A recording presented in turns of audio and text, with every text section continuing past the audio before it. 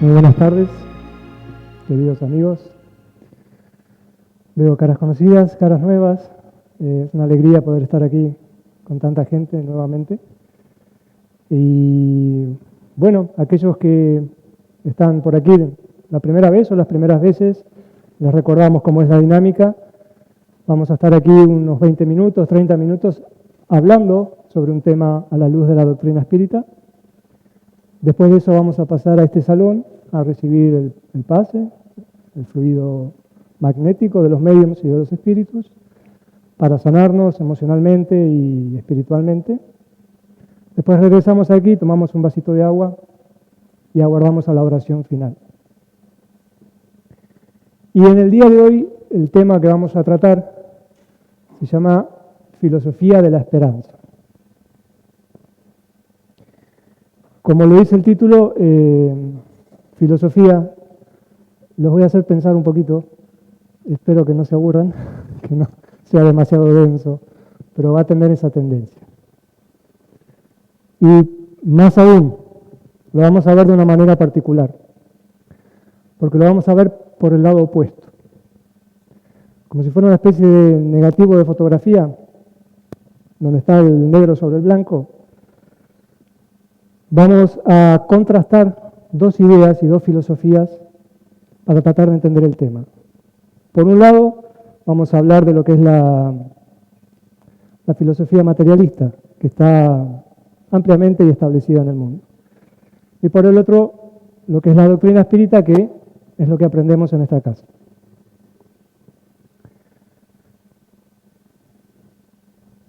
Reconozco que es un tema que hemos tratado antes, que hemos visto antes.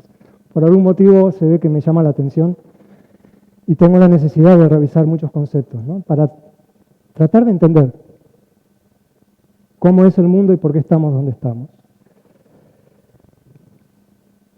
Ahí está.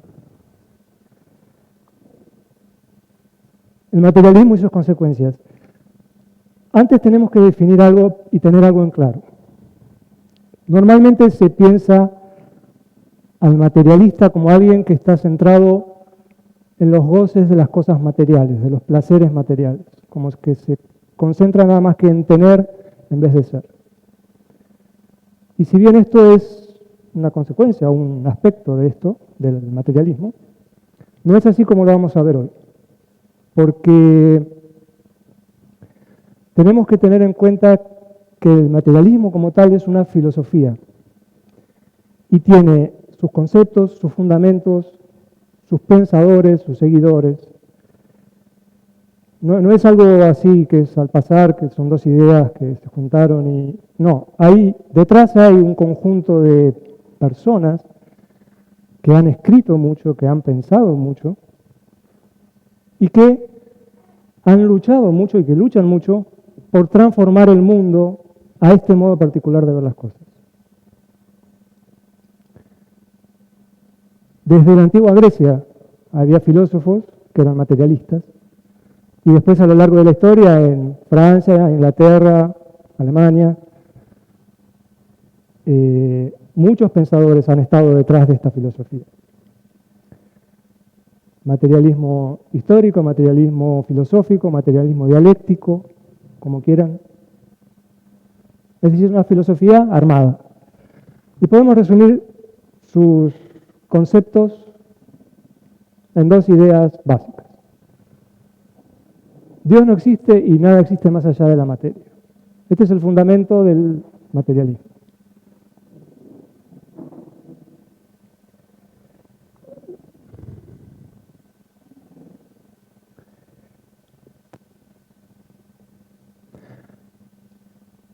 ¿Por qué logra imponerse? ¿Por qué gana fuerza? ¿De dónde saca su fuerza? Creemos en parte que es porque se lo presenta como si fuera una consecuencia natural de la ciencia. Se nos hace creer que materialismo y ciencia están íntimamente relacionados, que no se puede juntar uno sin tener al otro. Es decir, que no se puede ser verdaderamente científico creyendo en Dios o en algo más allá de la materia. ¿Por qué pasa esto? Y aquí les pido que me acompañen en un breve recorrido histórico. Hace más de 2000 años, el poder reinante en el mundo era el Imperio Romano, en el mundo occidental, en Europa y África. De ideología y cultura pagana, es decir, politeísta y hedonista, creían en muchos dioses y tenían una cultura más bien vinculada a los placeres. Si bien era una civilización avanzada en la estructura, en la tecnología, era bastante poco avanzada moralmente. Se imponía por la fuerza y conquistó casi todo el mundo conocido. En un periodo de relativa tranquilidad en ese imperio, durante el reinado de Augusto, de Octaviano, y después de Tiberio, nace Jesús. Jesús después propone una revolución moral y cultural, porque habla del amor y del perdón, dos ideas totalmente fuera de lugar en lo que era el Imperio Romano. Jesús enseña el amor a Dios, el amor al prójimo como a sí mismo, predica la idea de la reencarnación o resurrección, como se llamaba, y la demuestra él mismo. Después de su crucifixión, se presenta a sus discípulos y a otras personas, demostrando que la muerte no existe. Después de la partida de Jesús, sus seguidores crecen en número.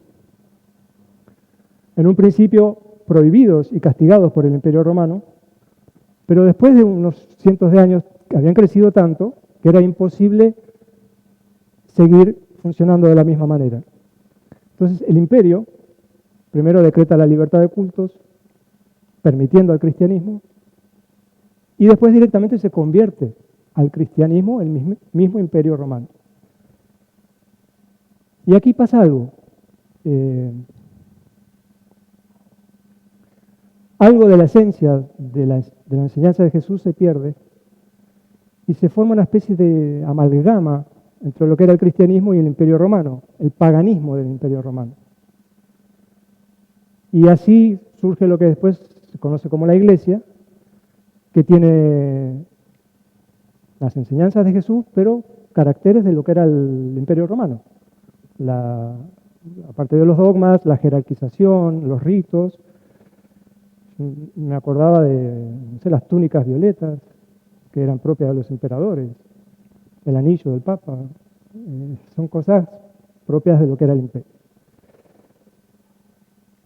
Y así surge la Iglesia y se establece como un nuevo poder que domina a la sociedad humana, ferozmente, durante lo que se conoce como la Edad Media, la Edad Oscura. Lo que hacía antes el imperio, ahora lo hacía la Iglesia. Paralelamente, el ser humano crece en su capacidad intelectual y racional. Muchos espíritus adelantados encarnan con la misión de hacer adelantar a la humanidad. En las artes, en las ciencias, en el pensamiento, que es lo que se da en el Renacimiento. Y así empieza a surgir y a crecer la ciencia, como una alternativa al poder de la Iglesia. La ciencia intenta explicar los fenómenos naturales a través de la razón, de la experimentación objetiva y comprobable, en vez de con dogmas, en cierta forma, irracionales e incomprobables. Por ejemplo, la edad de la Tierra. A través de la geología y del estudio de los materiales, la ciencia dice que la Tierra tiene 4.500 millones de años. Y la Iglesia dice que tiene 6.000, sin poder comprobarlo. Surgen dos ideas como opuestas. La ciencia nace como en rebeldía a ese poder de la Iglesia. Y hay muchos mártires quemados en las hogueras que demuestran eso. Y entonces como que naturalmente ciencia y religión quedan en veredas opuestas. Se presenta a la ciencia como un medio racional, objetivo y lógico de explicar la realidad, y la religión queda como un poder dogmático e irracional.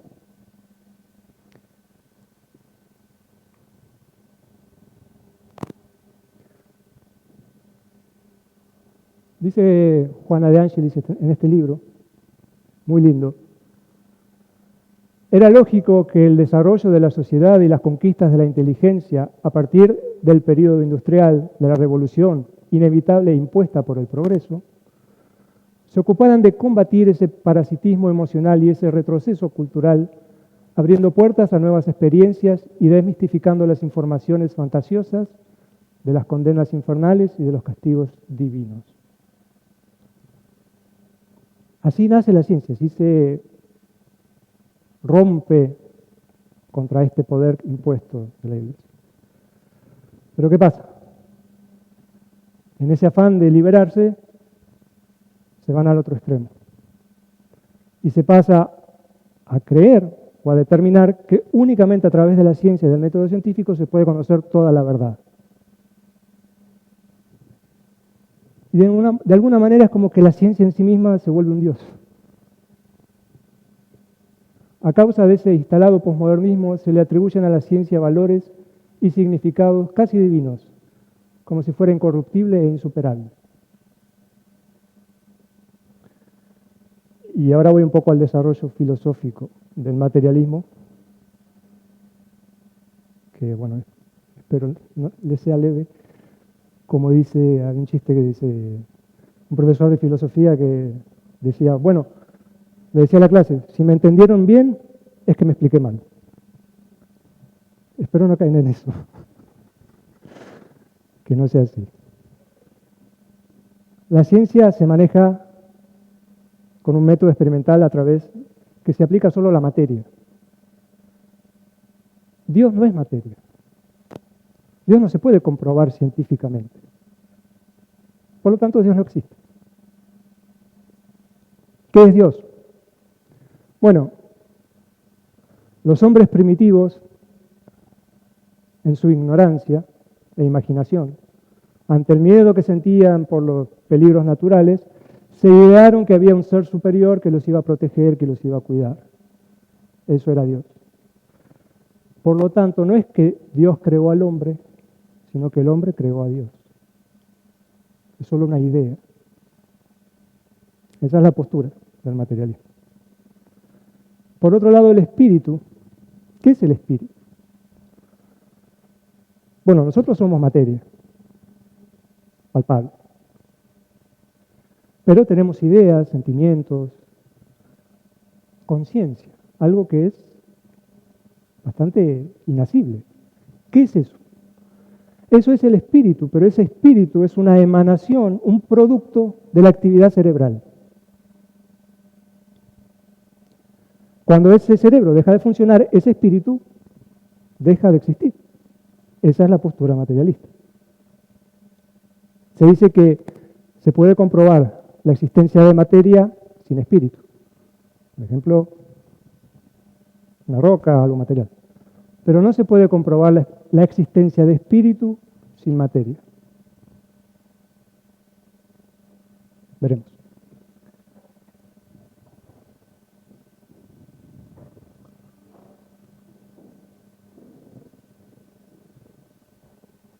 A esto quería llegar.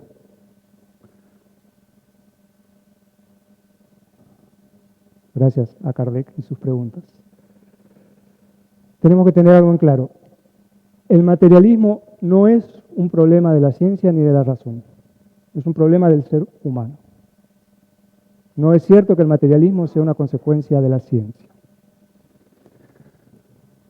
En un apartado del libro de los espíritus que se llama Materialismo, Kardec pregunta, ¿no es lamentable que el materialismo sea una consecuencia de estudios? Es el hombre el que extrae de ellos falsas conclusiones, porque puede abusar de todo hasta de las mejores cosas. No confundamos ciencia con materialismo.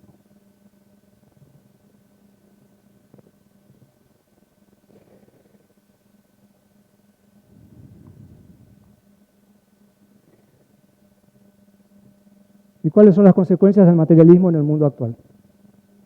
Bueno, idea a idea, concepto a concepto, va destruyendo la esperanza, el ánimo, las ganas de vivir. Realmente lleva al ser humano a quedarse sin herramientas para enfrentar la lucha, llevándolo a que abandone la lucha y a la vida misma inclusive. ¿Qué pasa? Está instalado de tal forma que ni siquiera se ve, pero está por detrás de la organización misma de la sociedad. Organización económica, social, institucional, leyes, ordenamientos. Hay países enteros que están organizados detrás de esta filosofía. Uno muy grande, por cierto.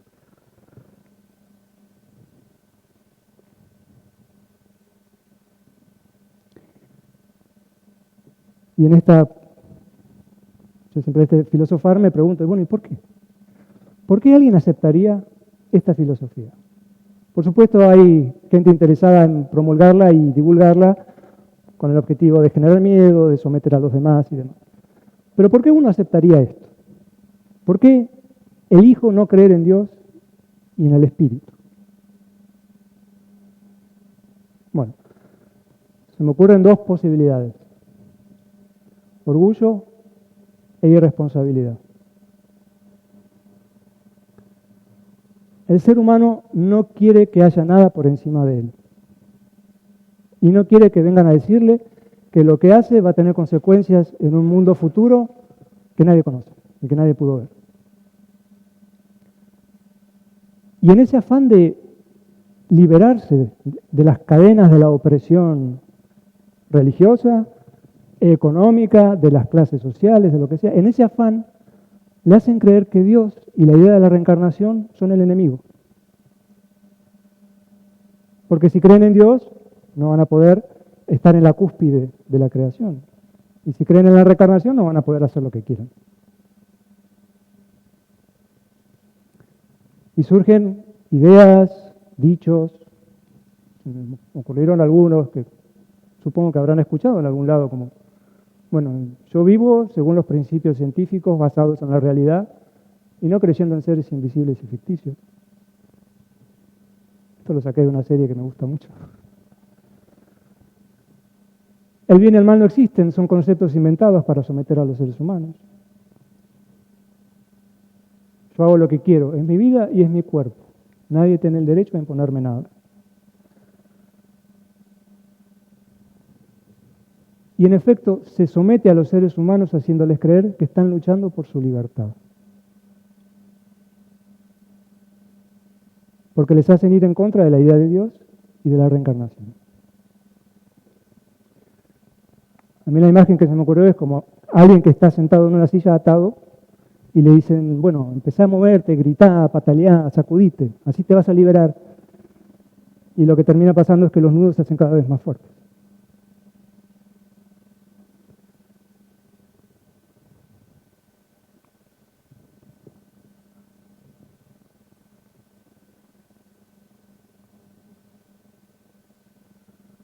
Yo pensaba, bueno, estoy en una casa espírita, toda esta gente viene a escuchar el espiritismo, y este muchacho, o este señor a esta altura, se está hablando de materialismo. ¿Por qué?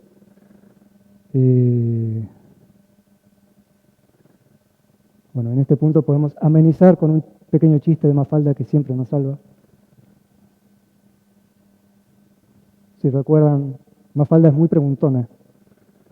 Y está el padre leyendo un libro, dice, responder sencilla y claramente a las preguntas de los hijos acrecienta la comunicación y la confianza de estos hacia sus padres.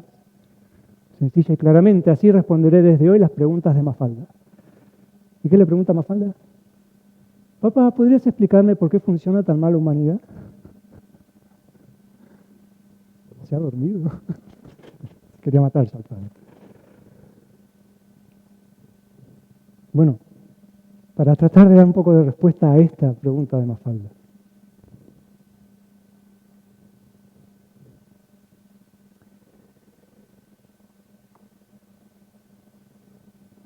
Ya pasamos al claro, dejamos el oscuro. ¿Por qué analizamos el materialismo? porque necesitamos entender el mundo en el que vivimos. No podemos ser ingenuos y no nos puede sorprender lo que pasa a veces, porque a veces leemos algo y decimos, ¿cómo puede ser? Bueno, porque detrás está esta filosofía. Llevada a sus últimas consecuencias, genera descalabros gigantes. Uno de ellos, como ejemplo, es este, que a mí me horrorizó, y supongo que por eso es que armé toda esta charla. Esta máquina que parece futurista, parece de la ciencia ficción o qué sé yo, se llama Sarco. Y antes de explicarle qué es, les voy a decir que está aprobada y legalizada en Suiza. Su uso está legalizado en Suiza. ¿Qué es? Es una máquina que sirve para el suicidio asistido o eutanasia, que no es lo mismo. Creo que sirve para ambos y creo que en Suiza están aprobadas ambas circunstancias. El paciente o la persona se mete ahí y esa máquina libera un gas, creo que es nitrógeno, que la persona se duerme tranquilamente y muere. Fue creada por un señor que es defensor de la eutanasia y del suicidio asistido.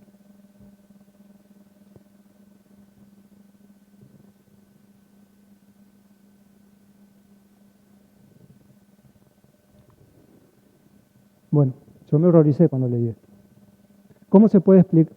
Si pensamos en la eutanasia, ¿cómo podemos decirle a alguien, ¿por qué no? Alguien que está sufriendo y que cree que no tiene salida, excepto la muerte, y que tiene el tiempo de vida que tiene es un sufrimiento atroz. ¿Cómo explicarle si no es a través de la doctrina espírita? Juana dice, una sociedad que mata fetos indefensos, así como ancianos y enfermos irrecuperables, y se justifica. ¿Cómo puede tornarse fraterna y solidaria? ¿Cómo romper ese hielo emocional de mujeres y hombres interesados solamente en el momento fugaz que atraviesan sin pensar en su propia situación poco después?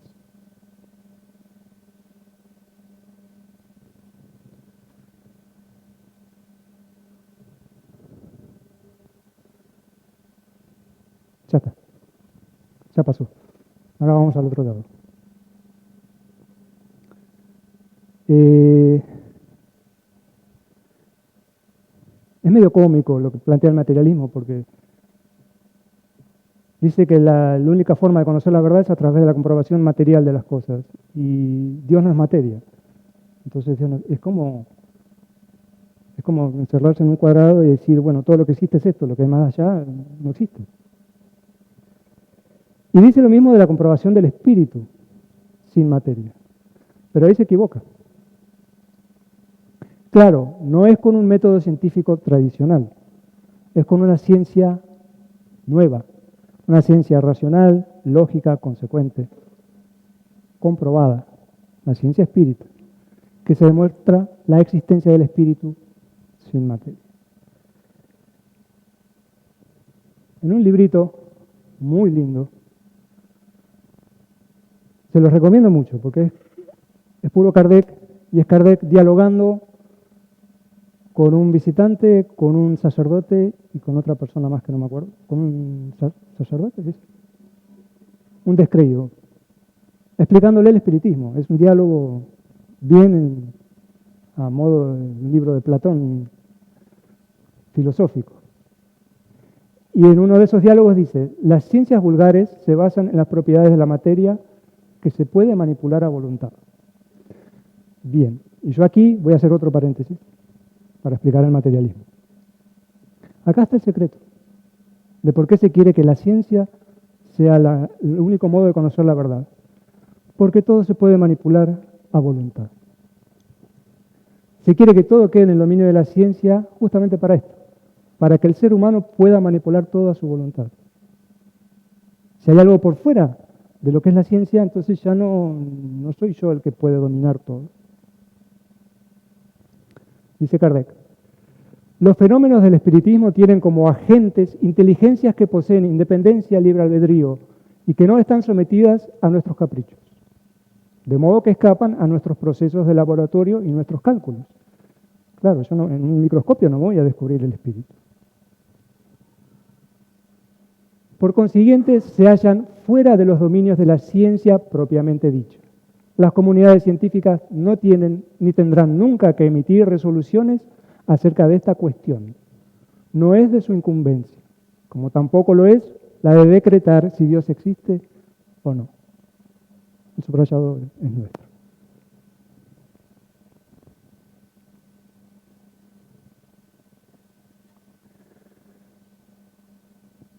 Ya estamos terminando. El hecho de comprobar la existencia del espíritu sin materia, de nuestra conciencia sin nuestro cuerpo, derrumba por completo el castillo de arena levantado por el materialismo.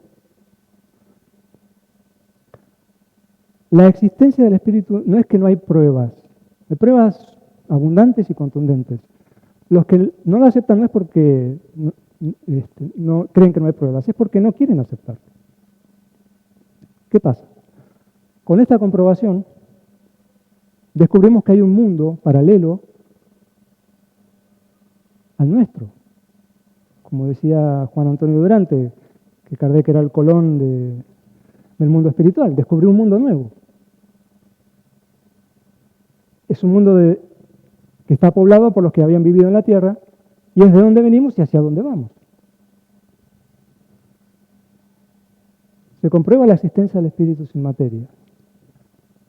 Y nos podemos comunicar con este mundo a través de la mediunidad, de los distintos tipos de mediunidad. ¿Y esto a qué lleva? Bueno, que vamos a conocer este mundo. ¿Cómo son las personas que lo habitan? ¿Cómo es su situación? ¿Cómo es el lugar a donde vamos a ir?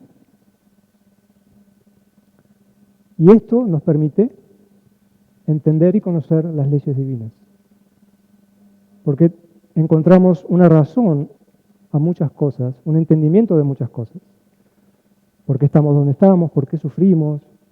¿Qué nos conviene hacer? ¿Qué no nos conviene hacer? Y esto necesariamente nos lleva otra vez a un acercamiento, una revinculación con Dios. No al Dios de la religión dogmática. Una vinculación verdadera con el Creador.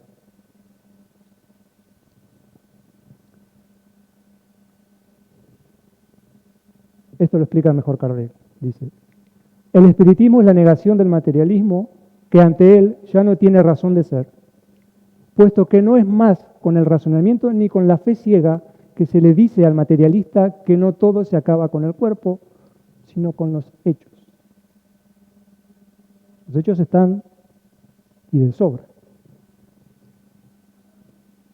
Pero eso no es todo. La certeza de la vida futura, así como el cuadro viviente de aquellos que nos han precedido en esa vida, hay un error, demuestran la necesidad del bien y las consecuencias inevitables del mal. Por esa razón, sin ser una religión en el sentido tradicional, el espiritismo conduce esencialmente a ideas religiosas y las desarrolla en aquellos que no las poseen, así como las afianza en los que vacilan. La ciencia y la filosofía espírita nos llevan indefectiblemente a la religión, nuevamente. Y ahora sí, para terminar,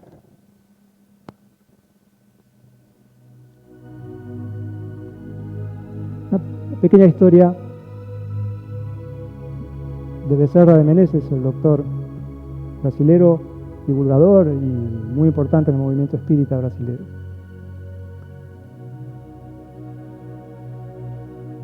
Estaba Becerra en una reunión pública, parecida a esta, donde se hablaba de la doctrina espírita y estaba abierta la posibilidad de las preguntas y los comentarios.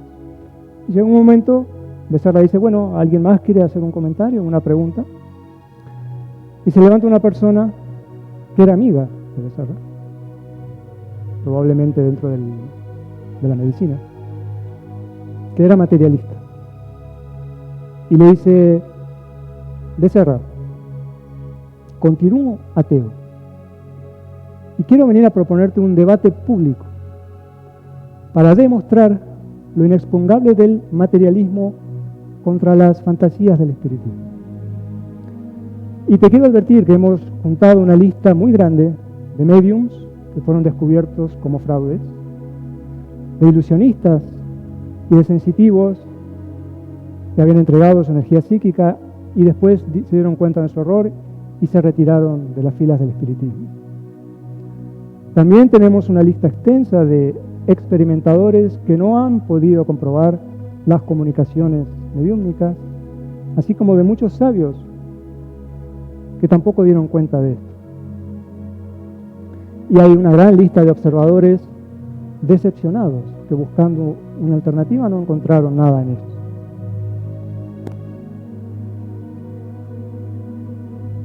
Becerra se toma un segundo, hace una oración y le contesta: